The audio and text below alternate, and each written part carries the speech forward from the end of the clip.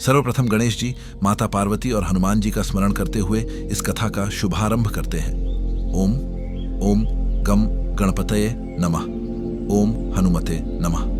ओम मंगलाय नमः। महाराज, सभी साधकगण, भक्तजन और माताएं बहनें, आज हम सब यहाँ एकत्रित हुए हैं भगवान हनुमान जी की कृपा पाने के लिए, मंगल दोष शांत करने के लिए और अपने जीवन में सुख समृद्धि की कामना लेकर। आज का दिन मंगलवार है और यह दिन सीधे सीधे हनुमान जी और भगवान शिव जी को समर्पित है। यह दिन बहुत ही शक्तिशाली है, बहुत ही चमत्कारी है। आज हम जिस कथा का श्रवण करने जा रहे हैं उसे सुनने मात्र से ही जीवन के सारे कष्ट दूर हो जाते हैं, मनोकामनाएं पूरी होती हैं और घर में सुख शांति का वास होता है। तो आइए सबसे पहले थोड़ा जल ग्रहण कर लें, मन को एकाग्र करें और हनुमान जी का ध्यान करें।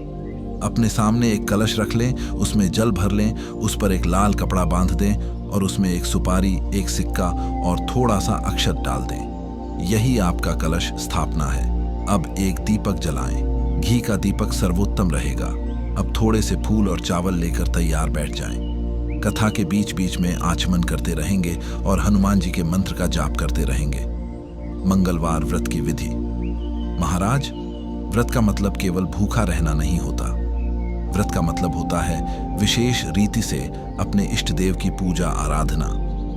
मंगलवार के व्रत में दिन भर उपवास रखा जाता है। कुछ लोग फलाहार करते हैं तो कुछ लोग केवल एक समय ही भोजन करते हैं। यह आपकी श्रद्धा और सामर्थ्य पर निर्भर करता है। इस दिन लाल वस्त्र धारण करना अत्यंत शुभ माना जाता है क्योंकि लाल रंग हनुमान जी को अति प्रिय है। सुबह स्नान आदि से निवृत्त होकर साफ स्वच्छ वस्त्र पहने, पूजा स्थल को साफ करें, हनुमान जी की मूर्ति या चित्र स्थापित करें, उन्हें सिंदूर चढ़ाएं, लाल फूल अर्पित करें, एक बर्तन में जल लेकर उसे स्थापित करें। इसे ही संकल्प का कलश कहते हैं। इसके सामने बैठकर संकल्प लें। संकल्प लेने का तरीका यह है कि दाएं हाथ में जल, अक्षत, फूल और एक सिक्का लेकर बोलें, हे भगवान, मैं अमुक व्यक्ति अपने पूरे परिवार के कल्याण, सुख, समृद्धि और मंगल कामना के लिए यह मंगलवार का व्रत रख रहा हूं या रख रही हूं। हे हनुमान जी, आपकी कृपा से यह व्रत और कथा सफलतापूर्वक पूरी हो।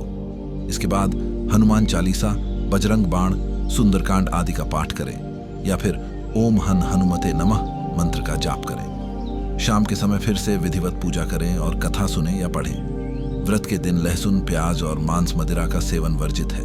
केवल सात्विक भोजन ही ग्रहण करें। अब हम प्रारंभ करते हैं मंगलवार व्रत कथा। मंगलवार व्रत कथा। एक समय की बात है महाराज। एक नगर में एक बहुत ही गरीब ब्राह्मण रहता था। उसके पास खाने के लिए 2 वक्त की रोटी भी मुश्किल से जुट पाती थी। वह हमेशा दुखी रहता था। उसकी पत्नी भी बहुत दुखी रहती थी। एक दिन वह ब्राह्मण जंगल में लकड़ियां काटने गया। लकड़ियां काटते काटते वह बहुत थक गया और प्यास से व्याकुल हो उठा। पानी की तलाश में वह जंगल में आगे बढ़ा तो उसे एक सुंदर सरोवर दिखाई दिया। उस सरोवर का पानी बहुत ही निर्मल और शीतल था। उसने प्यास बुझाई और एक पेड़ के नीचे बैठकर विश्राम करने लगा। तभी उसने देखा कि एक वृद्ध साधु वहां आए और उन्होंने भी सरोवर में स्नान किया। स्नान के बाद उन्होंने एक पत्थर को साफ किया और उस पर चंदन से एक स्वस्तिक बनाया। फिर उन्होंने उस पर एक लाल कपड़ा बिछाया और हनुमान जी की एक सुंदर मूर्ति स्थापित की। साधु महाराज ने उस मूर्ति पर सिंदूर चढ़ाया, लाल फूल चढ़ाए और एक दीपक जलाया। फिर वे मंत्रोच्चारण करते हुए पूजा में बैठ गए। ब्राह्मण यह सब चुपचाप देखता रहा। साधु महाराज ने पूजा के बाद एक कथा शुरू की। वह कथा मंगलवार व्रत की कथा थी। ब्राह्मण भी छिपकर वह कथा सुनने लगा। साधु महाराज ने कहा, हे भगवान, आपकी जय हो। यह कथा उसी समय की है जब भगवान श्री राम और रावण का युद्ध चल रहा था। मेघनाद के बढ़ते प्रहारों से व्याकुल होकर भगवान राम और लक्ष्मण जी ने हनुमान जी से पूछा, पवन पुत्र, अब क्या उपाय है? इस महाबली मेघनाद को हराना अत्यंत कठिन प्रतीत हो रहा है।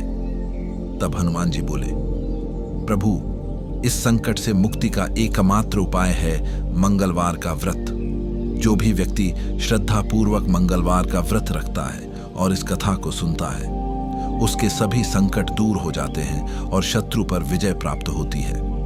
यह सुनकर भगवान राम, लक्ष्मण जी और समस्त वानर सेना ने मंगलवार का व्रत रखा और इस कथा का श्रवण किया। उस व्रत और कथा के प्रभाव से भगवान राम ने मेघनाद का वध किया और अंततः रावण पर विजय प्राप्त की। जिस दिन भगवान राम ने विजय प्राप्त की वह दिन भी मंगलवार ही था, इसलिए इस दिन का व्रत विजयदायक और सभी मनोकामनाओं को पूर्ण करने वाला है। साधु महाराज ने कथा पूरी की और प्रसाद वितरित किया। फिर अचानक वे अंतर्ध्यान हो गए। ब्राह्मण समझ गया कि वह कोई साधारण साधु नहीं बल्कि स्वयं हनुमान जी थे जो उसे दर्शन देने आए हैं। ब्राह्मण ने हनुमान जी से वही व्रत और कथा का विधान सीखा और घर लौट आया। घर आकर उसने अपनी पत्नी को सारा वृत्तांत सुनाया और अगले मंगलवार से ही उसने विधिवत व्रत रखना शुरू कर दिया।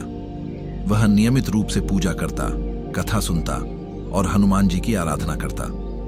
हनुमान जी की कृपा से उस ब्राह्मण की गरीबी दूर हो गई। उसके घर में धन धान्य की कभी कमी नहीं रही। उसे एक सोने का घड़ा भी प्राप्त हुआ और वह सुखपूर्वक अपना जीवन व्यतीत करने लगा। महाराज, यही कारण है कि मंगलवार का व्रत इतना फलदायी माना जाता है। इस कथा के श्रवण मात्र से ही हनुमान जी प्रसन्न होते हैं और भक्त के सभी दुखों को हर लेते हैं। व्रत खोलने पारण की विधि। अब महाराज, व्रत तो रख लिया, लेकिन उसे खोलने का भी एक विधि विधान है।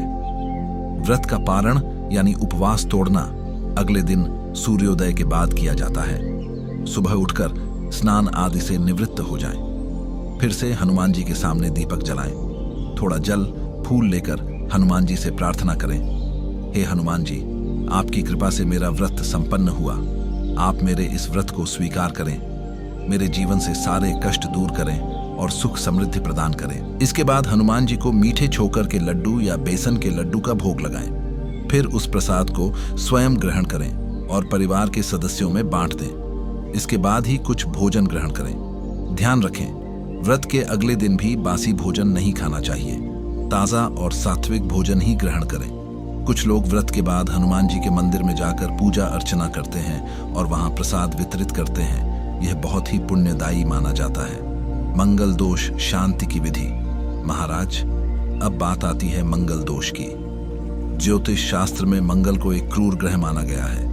अगर कुंडली में मंगल खराब स्थिति में हो तो उसे मंगल दोष या मांगलिक दोष कहते हैं। इस दोष के कारण विवाह में विलंब होता है, वैवाहिक जीवन में कठिनाइयां आती हैं और जीवन संघर्षपूर्ण बन जाता है। लेकिन हनुमान जी है ना, तो फिर किस बात की चिंता।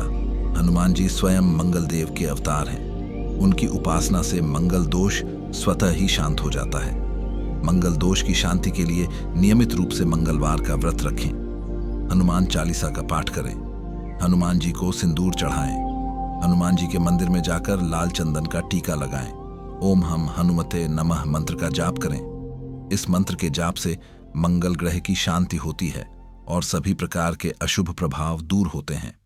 जो लोग नियमित रूप से यह उपाय करते हैं उनकी कुंडली का सबसे बड़ा से बड़ा मंगल दोष भी निष्क्रिय हो जाता है और जीवन में सुख शांति आती है। मंगलवार व्रत के लाभ। महाराज, अब थोड़ा इस व्रत के लाभ के बारे में भी जान लेते हैं। इस व्रत को करने से अनेकों लाभ होते हैं। पहला लाभ तो यही है कि हनुमान जी की विशेष कृपा प्राप्त होती है। भक्त के सभी भय दूर होते हैं।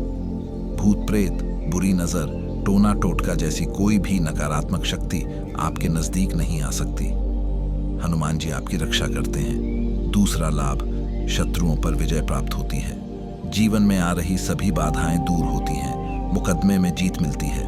नौकरी और व्यवसाय में सफलता मिलती है। तीसरा लाभ, स्वास्थ्य में सुधार होता है। शारीरिक और मानसिक रोग दूर होते हैं। शरीर में स्फूर्ति और ताकत आती है। चौथा लाभ, मंगल दोष शांत होता है, जिससे विवाह में आ रही सभी बाधाएं दूर होती हैं और वैवाहिक जीवन सुखमय बनता है।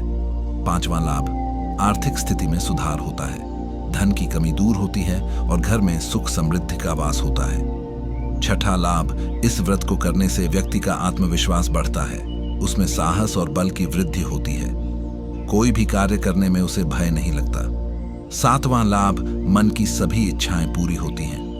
हनुमान जी अपने भक्तों को कभी निराश नहीं करते। महाराज, यह व्रत इतना फलदायी है कि इसके लाभ शब्दों में बयान नहीं किए जा सकते।